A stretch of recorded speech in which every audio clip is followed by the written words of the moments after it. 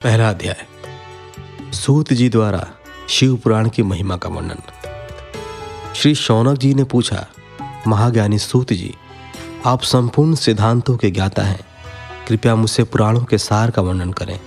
ज्ञान और वैराग्य सहित भक्ति से प्राप्त विवेक की वृद्धि कैसे होती है तथा साधु पुरुष कैसे अपने काम क्रोध आदि विकारों का निवारण करते हैं। इस कलयुग में सभी जीव आसुरी स्वभाव के हो गए हैं, अतः कृपा करके मुझे ऐसा साधन बताइए जो कल्याणकारी एवं मंगलकारी हो तथा पवित्रता लिए हो। प्रभु, वह ऐसा साधन हो जिससे मनुष्य की शुद्धि हो जाए और उस निर्मल हृदय वाले पुरुष को सदैव के लिए शिव की प्राप्ति हो जाए। श्री सूत जी ने उत्तर दिया, शौनक जी, आप धन्य हैं, क्योंकि आपके मन में पुराण कथा को सुनने के लिए अपार प्रेम व लालसा है। इसलिए मैं तुम्हें परम उत्तम शास्त्र की कथा सुनाता हूँ। वत्स, संपूर्ण सिद्धांत से संपन्न, भक्ति को बढ़ाने वाला तथा शिव जी को संतुष्ट करने वाला अमृत के समान दिव्य शास्त्र है शिव पुराण। इसका पूर्व काल में शिव जी ने ही प्रवचन किया था। गुरुदेव व्यास ने सनत कुमार मुनि का उपदेश पाकर आदरपूर्वक इस पुराण की रचना की है। यह पुराण कलयुग में मनुष्यों के हित का परम साधन है। शिव पुराण परम उत्तम शास्त्र है। इस पृथ्वी लोक में सभी मनुष्यों को भगवान शिव के विशाल स्वरूप को समझना चाहिए। इसे पढ़ना एवं सुनना सर्व साधन है। यह मनोवांछित फलों को देने वाला है। इससे मनुष्य निष्पाप हो जाता है तथा इस लोक में सभी सुखों का उपभोग करके अंत में शिवलोक को प्राप्त करता है। शिव पुराण में 24,000 श्लोक हैं, जिसमें 7 संहिताएं हैं। शिव पुराण परब्रह्म परमात्मा के समान गति प्रदान करने वाला है। मनुष्य को पूरी भक्ति एवं संयम पूर्वक इसे सुनना चाहिए। जो मनुष्य प्रेम पूर्वक नित्य इसको बाँचता है या इसका पाठ करता है, वह निःसंदेह पुण्यात्मा है। भगवान शिव उस विद्वान पुरुष पर प्रसन्न होकर उसे अपना धाम प्रदान करते हैं। प्रतिदिन आदरपूर्वक शिव पुराण का पूजन करने वाले मनुष्य संसार में संपूर्ण भोगों को भोग कर भगवान शिव के पद को प्राप्त करते हैं। वे सदा सुखी रहते हैं। शिव पुराण में भगवान शिव का सर्वस्व है। इस लोक और परलोक में सुख की प्राप्ति के लिए आदरपूर्वक इसका सेवन करना चाहिए। यह निर्मल शिव पुराण धर्म, अर्थ, काम और मोक्ष रूप चारों पुरुषार्थों को देने वाला है। अतः सदा प्रेम पूर्वक इससे सुनना एवं पढ़ना चाहिए। इस प्रकार पहला अध्याय समाप्त हुआ। शिवपुराण महात्म्य का दूसरा अध्याय। देवराज को शिवलोक की प्राप्ति और चंचुला का संसार से वैराग्य। श्री शौनक जी ने पूछा, आप धन्य हैं सूत जी, आप परमार्थ तत्व के ज्ञाता हैं। आपने हम पर कृपा करके हमें यह अद्भुत और दिव्य कथा सुनाई है। भूतल पर इस कथा के समान कल्याण का और कोई साधन नहीं है। आपकी कृपा से यह बात हमने समझ ली है। सूत जी, इस कथा के दौरान कौन से पापी शुद्ध होते हैं, उन्हें कृपा पूर्वक बताकर इस जगत को कृतार्थ कीजिए। सूत जी बोले, मुने, जो मनुष्य पाप, दुराचार तथा काम, क्रोध, मद, लोभ में निरंतर डूबे रहते हैं, वे भी शिव पुराण पढ़ने अथवा सुनने से शुद्ध हो जाते हैं तथा उनके पापों का पूर्णतया नाश हो जाता है। इस विषय में मैं तुम्हें एक कथा सुनाता हूँ। बहुत पहले की बात है। किरातों के नगर में देवराज नाम का एक ब्राह्मण रहता था। वह ज्ञान में दुर्बल, गरीब, रस बेचने वाला तथा वैदिक धर्म से विमुख था। वह स्नान संध्या नहीं करता था तथा उसमें वैश्यवृत्ति बढ़ती ही जा रही थी। वह भक्तों को ठगता था। उसने अनेक मनुष्यों को मारकर उन सबका धन हड़प लिया था। उस पापी ने थोड़ा सा भी धन धर्म के काम में नहीं लगाया था। वह वेश्यागामी तथा आचार भ्रष्ट था। एक दिन वह घूमता हुआ दैवयोग से प्रतिष्ठानपुर, जो कि फिलहाल के झूसी प्रयाग में है, वहां जा पहुंचा। वहां उसने एक शिवालय देखा जहां बहुत से साधु महात्मा एकत्र हुए थे। देवराज वहीं ठहर गया। वहां रात में उसे ज्वर आ गया, अर्थात बुखार आ गया और उससे बड़ी पीड़ा होने लगी। वहीं पर एक ब्राह्मण देवता शिव पुराण की कथा सुना रहे थे। ज्वर में पड़ा देवराज भी ब्राह्मण के मुख से शिव कथा को निरंतर सुनता रहता था। 1 मास बाद देवराज ज्वर से पीड़ित अवस्था में चल बसा। यमराज के दूत उसे बांध कर यमपुरी ले गए। तभी वहां शिवलोक से भगवान शिव के पार्षद गण आ गए। वे कर्पूर के समान उज्जवल थे।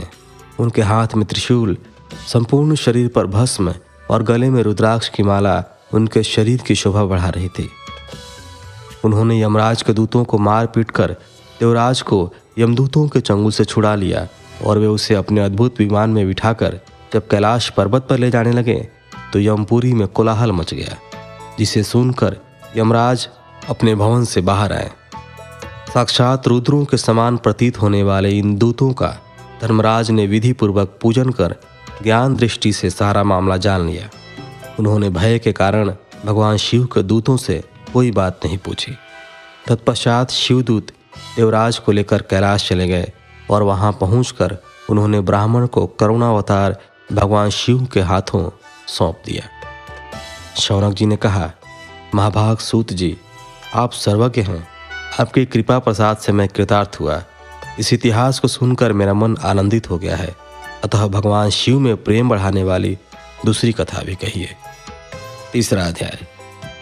श्री सूत जी बोले, शौनक सुनो, मैं तुम्हारे सामने एक अन्य गोपनीय कथा का वर्णन करूंगा, क्योंकि तुम शिव भक्तों में अग्रगण्य एवं वेदवेताओं में श्रेष्ठ हो। समुद्र के निकटवर्ती प्रदेश में वाष्कल नामा गांव है, जहां वैदिक धर्म से विमुख महापापी मनुष्य रहते हैं। वे सभी दुष्ट हैं एवं उनका मन दूषित विषय भोगों में ही लगा रहता है। वे देवताओं एवं भाग्य पर विश्वास नहीं करते। वे सभी कुटिल वृत्ति वाले हैं, किसानी करते हैं और विभिन्न प्रकार के अस्त्र शस्त्र रखते हैं। वे व्याभिचारी हैं। वे इस बात से पूर्णतः अनजान हैं कि ज्ञान, वैराग्य तथा सद्धर्म ही मनुष्य के लिए परम पुरुषार्थ है। वे सभी पशु बुद्धि हैं। अन्य समुदाय के लोग भी उन्हीं की तरह बुरे विचार रखने वाले धर्म से विमुख हैं। वे नित्य कुकर्म में लगे रहते हैं एवं सदा विषय भोगों में डूबे रहते हैं। वहाँ की स्त्रियां भी बुरे स्वभाव के, स्वेच्छाचारिणी, पाप में डूबी, कुटिल सोच वाले और व्याभिचारिणी हैं। वे सभी सद्व्यवहार तथा सदाचार से सर्वथा शून्य हैं। वहाँ सिर्फ दुष्टों का निवास है। वाष्कल नामा गांव में बिंदुक नाम का एक ब्राह्मण रहता था। वह अधर्मी, दुराचारी व महापापी था। उसकी स्त्री बहुत सुंदर थी। उसका नाम चंचुला था। वह सदा उत्तम धर्म का पालन करती थी, परंतु बिंदुक वेश्यागामी था। इस तरह कुकर्म करते हुए बहुत समय व्यतीत हो गया। उसकी स्त्री काम से पीड़ित होने पर भी स्वधर्म नाश के भय से क्लेश सहकर भी काफी समय तक धर्म भ्रष्ट नहीं हुई, परंतु आगे चलकर वह भी अपने दुराचारी पति के आचरण से प्रभावित होकर दुराचारिणी और अपने धर्म से विमुख हो गई। इस तरह दुराचार में डूबे हुए उन पति पत्नी का बहुत सा समय व्यर्थ बीत गया। वेश्यागामी, दूषित बुद्धि वाला वह दुष्ट ब्राह्मण बिंदुक समयानुसार मृत्यु को प्राप्त हो गया और नरक में चला गया। बहुत दिनों तक नरक के दुखों को भोग कर वह मूढ़ बुद्धि पापी विंध्य पर्वत पर भयंकर पिशाच हुआ। इधर उस दुराचारी बिंदुक के मर जाने पर वह चंचुला नामक स्त्री बहुत समय तक पुत्रों के साथ अपने घर में रहती रही। पति की मृत्यु के बाद वह भी अपने धर्म से गिरकर पर पुरुषों का संग करने लगे थे। सतियां विपत्ति में भी अपने धर्म का पालन करना नहीं छोड़ती। यही तो तप है। तप कठिन तो होता है, लेकिन इसका फल मीठा होता है। विषयी इस सत्य को नहीं जानता, इसलिए वह विषयों के विष फल का स्वाद लेते हुए भोग करता है। एक दिन दैवयोग से किसी पुण्य पर्व के आने पर वह अपने भाई बंधुओं के साथ गोकर्ण क्षेत्र में गई। उसने तीर्थ के जल में स्नान किया एवं बंधुजनों के साथ यत्र तत्र घूमने लगी। घूमते घूमते वह एक देव मंदिर में गई। वहां उसने एक ब्राह्मण के मुख से भगवान शिव की परम पवित्र एवं मंगलकारी कथा सुनी। कथावाचक ब्राह्मण कह रहे थे, जो स्त्रियां व्यभिचार करती हैं वे मरने के बाद जब यमलोक जाती हैं तो यमराज के दूत उन्हें तरह तरह से यंत्रणा देते हैं। वे उसके कामांगों को तप्त लौह दंडों से दागते हैं। तप्त लौह के पुरुष से उसका संसर्ग कराते हैं। ये सारे दंड इतनी वेदना देने वाले होते हैं कि जीव पुकार पुकार कर कहता है कि अब वह ऐसा नहीं करेगा, लेकिन यमदूत उसे छोड़ते नहीं। कर्मों का फल तो सभी को भोगना पड़ता है। देव, ऋषि, मनुष्य सभी इससे बंधे हुए हैं। ब्राह्मण के मुख से यह वैराग्य बढ़ाने वाली कथा सुनकर चंचुला भय से व्याकुल हो गई। कथा समाप्त होने पर सभी लोग वहां से चले गए। तब कथा बाँचने वाले ब्राह्मण देवता से चंचुला ने कहा, हे ब्राह्मण, धर्म को न जानने के कारण मेरे द्वारा बहुत दुराचार हुआ है। स्वामी, मेरे ऊपर कृपा कर मेरा उद्धार कीजिए। आपके प्रवचन को सुनकर मुझे इस संसार से वैराग्य हो गया है। मुझ मूढ़ चित्त वाली पापिनी को धिक्कार है। मैं निंदा के योग्य हूँ। मैं बुरे विषयों में फंसकर अपने धर्म से विमुख हो गई थी। कौन मुझ जैसी कुमार्ग में मन लगाने वाली पापनी का साथ देगा? जब यमदूत मेरे गले में फंदा डालकर मुझे बांध कर ले जाएंगे और नरक में मेरे शरीर के टुकड़े करेंगे, तब मैं कैसे उन महायातनाओं को सहन कर पाऊंगी? मैं सब प्रकार से नष्ट हो गई हूँ, क्योंकि अभी तक मैं हर तरह से पाप में डूबी रही हूँ। हे ब्राह्मण, आप मेरे गुरु हैं, आप ही मेरे माता पिता हैं। मैं आपकी शरण में आई हूँ। मुझ अबला का अब आप ही उद्धार कीजिए। सूत जी कहते हैं, शौनक, इस प्रकार विलाप करती हुई चंचुला ब्राह्मण देवता के चरणों में गिर पड़ी।